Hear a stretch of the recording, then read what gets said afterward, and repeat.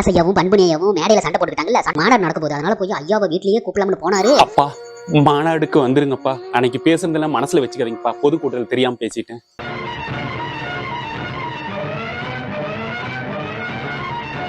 மாநாடுக்கு கூப்பிட்டு வந்திருக்கிறானாமே. மாநாடுக்கு வைகாசி முழு நிலவு மாநாடுன்னு சொல்லி பேரு வச்சுக்கிட்டு அப்பனை கூப்பிட வந்திருக்கான். அப்பனா உன்ன சுட்டு ஒரு செகண்ட்ல பொசிக்கிற முடியும்.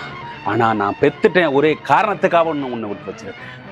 மாநாடு கூப்பிட்டு வந்திருக்கானா. மாநாடு எனக்கு நீ அந்த பொதுக்கூட்டத்துல என்ன தூக்கி எறிஞ்சு பேசிட்டு பனையூர் ஆபீஸ்ல வந்து என்னை எல்லாரும் பாருங்க, இனிமே இவருக்கு எனக்கு உறவு இல்லை அப்படின்னு சொல்லிட்டு போனியும் அன்னைக்கே முறிஞ்சு போச்சுரா. உனக்கு எனக்கு இல்ல அப்ப மகன் உறவு.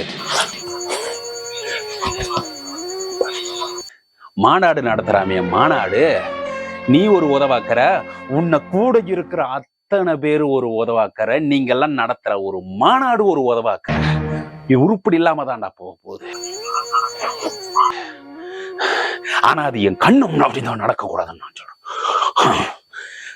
கண்ணை மூடி முழிக்கிறதுக்குள்ள இடத்த காலி பண்ணிட்டு போயிரு. இல்ல வசிக்கிறவன் எங்க என் மானத்தை வாங்கிடக்கூடாது அப்படிங்கிற ஒரே காரணத்துக்காக நான் பேசாத. நீ பனையூரில் நடத்துவியோ இல்ல வைகாசியில் நடத்துவியோ இல்ல எந்த இடத்துல நடத்தினாலும் வருஷத்துல எந்த மாசத்துல நடத்தினாலும் உறுப்பினர் போது அது என் கண்ணு முன்னாடி நடக்கும். இடத்த காலி பண்ணிட்டு போயிரு. இந்த பாவமா நின்று சென்டிமெண்ட் கிரியேட் பண்ணுன நான் அப்ப நான் இருக்க மாட்டேன். முழு வில்லனாவே மாறிடுவேன். இடத்த காலி பண்ணிடு. நான் வளர்த்த கட்சிரா இது. நான் கல்லுலையும் மேட்டுலையும் நடந்து ஒவ்வொரு பிரச்சனையும் தோல்ல சுமந்துக்கிட்டு ஜெயிலுக்கு போய் கட்சியை வளர்த்தெடுத்தவனா நானு. எங்கிட்ட வந்து இந்த கட்சிக்கு நான் தான் தலைவர், எல்லாமே எங்கிட்ட வாங்க, பனையூர் ஆபீஸ்ல வந்து பாருங்கன்னு சொல்லியிருக்கிற. அதுவும் இல்லாம மாநாடு கூப்பிட்டு வந்திருக்கிற. இடத்த காலி பண்ணிரு. என் கோபத்தை உச்சகட்டத்துல கொண்டு போயிடுறது.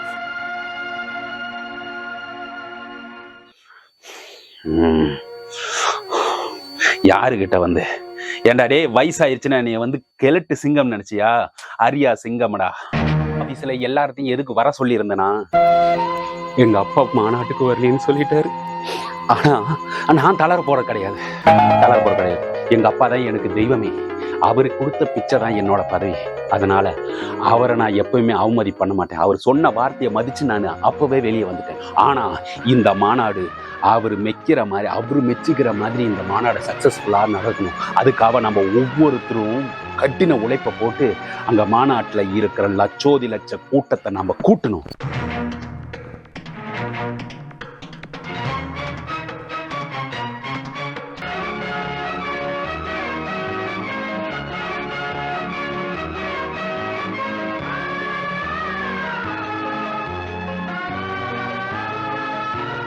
அன்பு சொந்தங்களே, இங்கே கூடியிருப்பது கடல் அலையா இல்ல என் அன்பு சொந்தங்களின் சிங்க தலைகளா அப்படி என்று சொல்ல தோணுகிறது.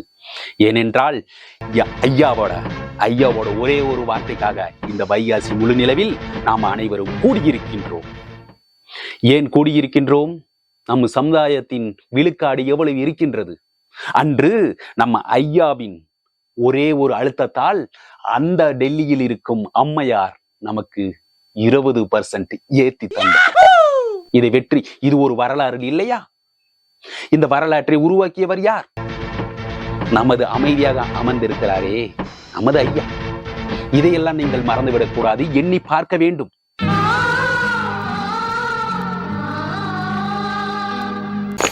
ஏன் அமர்ந்திருக்கிறார் எங்கே அவரை காணோம் அப்படி என்று எல்லாரும் தேடுகிறது நன்றாக தெரிகிறது. உங்களுடைய மனதில் என்ன ஓட்டம் எனக்கும் நன்றாக புரிகிறது. காரணம் என்ன உங்களுக்கு தெரியுமா?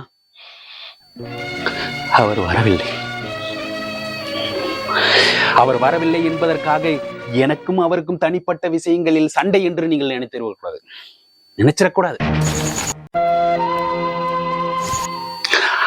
அது உட்கட்சி விவகாரம். இந்த மீடியாக்கள் யாரும் அதை ஊதி பெரிதாக கூடாது என்று என்பது அன்பு கட்டளை. அது எங்கள் உட்கட்சி விவகாரம். அவருடைய ஆசீர்வாதம் நான் அவர் வீட்டுக்கு, அதாவது நான் பிறந்து வளர்ந்த வீட்டிற்கு சென்று அவரை கூப்பிட்டு அவர் என் கோபத்தால் அர்ச்சனை செய்து அனுப்பினார். ஆனால் அது கோபம் அல்ல, எனக்கு கொடுத்த ஆசீர்வாதம். நான் அதை அப்படி எடுத்துக்கொண்டுதான் கடின உழைப்பால் இவ்வளவு பெரிய கூட்டத்தை கூட்டியிருக்கிறேன்.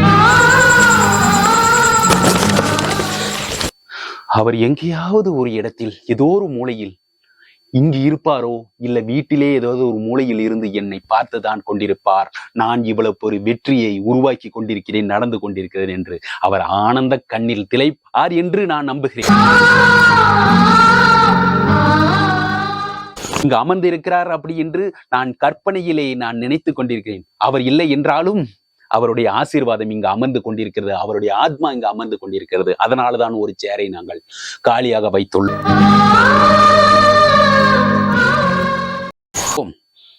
ஏனென்றால் அவர் திட்டியது எங்களுடைய வார்த்தைகள், அவர் சொன்ன வார்த்தைகள் திட்டியது எல்லாமே எங்களுடைய நன்மைக்காக. இன்னும் ஒன்றை நான் குறிப்பாக சொல்ல வேண்டும் என்றால்,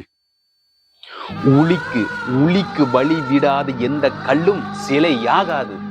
அதுபோலதான் அப்பாவின் பேச்சு தவறு என்று நினைக்கும் எந்த மகனும் உருப்பட்டதாக சரித்திரமே இல்லை என்று நான் நினைத்துக் கொண்டு இந்த மாநாடை கூட்டியிருக்கிறேன். அவருடைய அர்ச்சனை, அதாவது திட்டு, அந்த வார்த்தைகள் எனக்கு ஒரு அர்ச்சனை தூவிய மலர்கள் என்று நான் நினைத்து இவ்வளவு பெரிய கூட்டத்தை கூட்டியிருக்கிறேன்.